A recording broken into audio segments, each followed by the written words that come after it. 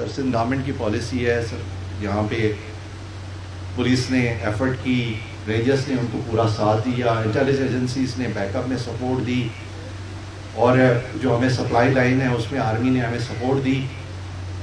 میں ان سب کا شکر گزار ہوں کہ اور مل کے یہاں پہ جو پبلک ہے خاص طور پہ اور یہاں کے ریپرزنٹیٹیو ہیں انہوں نے پولیس کا ساتھ دیا. تو یہ مل کے ایک کمبینیشن بنی جس کے بیسس پہ آج ہم نے مینجمنٹ نہیں کی کہ بھئی کرمنل کو مینیج کر کے اس طرح کی سیریمنی ارینج کی. یہاں پہ شہیدوں نے خون بہایا، یہاں پہ افسرس نے اپنی لائف کو رسک میں لیا اور ان کو یہ اسٹیٹ کا رٹ کرنے کے لیے کبھی رٹ ہو اسٹیٹ کی اس کو مجبور کیا کہ آپ سرنڈر کریں. اور گورنمنٹ نے بڑا رائٹ فیصلہ کیا ہے کہ جو سرنڈر کرتا ہے اس کے لیے پالیسی بننی چاہیے. میں شکر گزار ہوں سندھ گورنمنٹ کا کہ انہوں نے اس کی پالیسی بنائی اور ایک وے فارورڈ دیا کہ آگے کس طرح سے ان ایریاز میں ڈیولپمنٹ کرنی ہے. کیونکہ آج اگر ہم دیکھیں پچھلے بیک گراؤنڈ میں کہ دادا ڈاکو تھا، اس کا بیٹا ڈاکو بنا، اس کا پوتا ڈاکو ہے، تو جنریشن ٹو جنریشن مطلب یہ کام اس کی ایکسپرٹی تھی جو اس نے بلٹ اپ کی ہوئی تھی.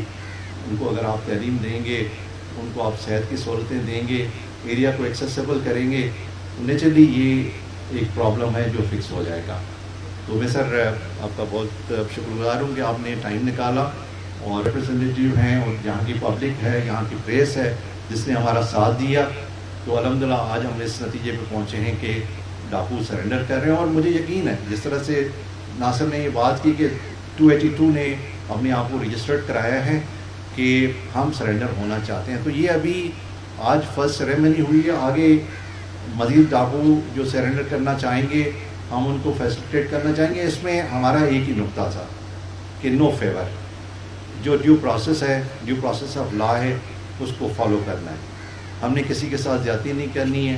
اس نے جا کے کورٹ میں اپنا جو بھی ڈیفینس دینا ہے دے، اس کو کوئی فیور نہیں دینی ہے. تو الحمدللہ آج ہم اس اسٹیج پہ پہنچے ہیں جہاں پہ ایک میں کہوں کہ امن جیت گیا، میں کہوں کہ قانون جیت گیا، اس میں کوئی شک نہیں. Thank you very much. Pakistan زندہ باد. Police parliament.